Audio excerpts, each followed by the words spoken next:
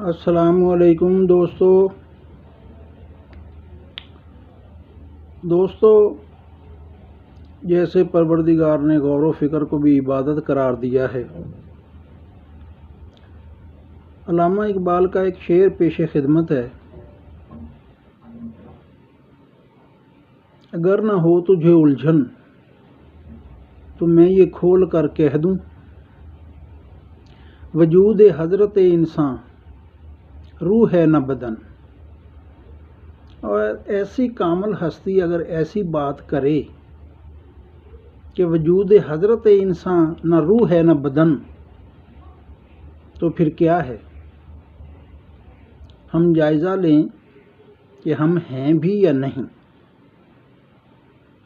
جیسے روح اور بدن کا ذکر کیا علامہ اقبال نے، کسی اور کامل نے پنجابی میں کہا: ایتھے نہ کوئی ہستی نہ وجود تیرا، یہ گل لکھاں چوں ایک دو جان دے نے، جنہاں پہچان لیا نفس اپنے نوں، باں سر تھلے موجاں مان دے نے۔ دیکھنا یہ ہے کہ اگر کسی صاحب کی گاڑی کھڑی ہو اور کوئی آ کر کہے: چودھری صاحب یہ گاڑی آپ کی ہے، تو ثابت ہوا کہ جو گاڑی ہے وہ ملکیت ہے،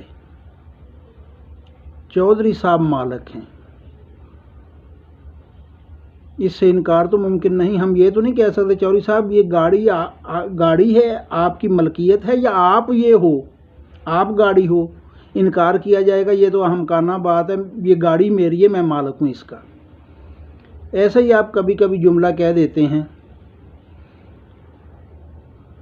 یار میرا تو سارا جسم کانپ گیا۔ ثابت ہوا کہ جسم آپ کی ملکیت ہے، آپ نہیں ہو۔ پھر کہتے ہیں کبھی میری تو روح کانپ اٹھی۔ میری یعنی کہ ملکیت، آپ نہیں ہو۔ یہی بات کر رہے ہیں علامہ اقبال۔ وجود حضرت انسان روح ہے نہ بدن۔ غور و فکر عبادت ہے، یہ عبادت بھی کر کے دیکھیے دوسری عبادات کے ساتھ، جو پروردگار تک آپ کو لے جائے، جس نے یہ اظہار فرمایا تھا کہ میں ایک چھپا ہوا خزانہ ہوں، میرے اندر چاہت پیدا ہوئی پہچانا جاؤں۔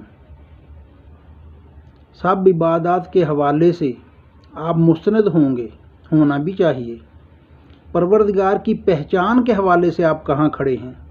یہ غور و فکر والی بات ہے، ضرور فرمائیے گا۔ سلامت رہیں۔